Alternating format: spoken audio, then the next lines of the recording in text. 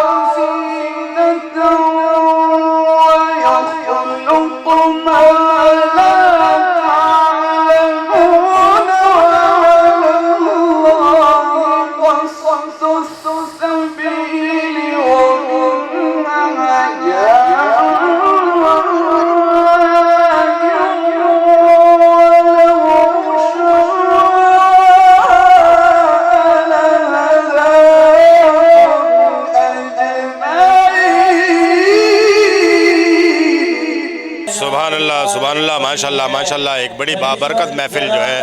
وہ ابھی آپ نے جو ہے نا وہ ملاحظہ کی، اور بحیثیت مسلمان ہمارا یہ ایمان ہے کہ قرآن پاک جو ہے اس کے اندر تمام بیماریوں کی شفا ہے، چاہے وہ روحانی ہو چاہے وہ جسمانی ہو۔ آج کل جو ہے نا وہ کرونا نے جو اپنے پنجے گھاڑے ہوئے ہیں، اور آفات اور بلائیں جو ہے نا وہ پوری دنیا پر منڈلا رہی ہیں، تو اس طرح کی محفلیں جو ہے نا ہمیں ان آفات سے دور رکھ سکتی ہیں، ان بلاؤں سے دور رکھ سکتی ہیں۔ تو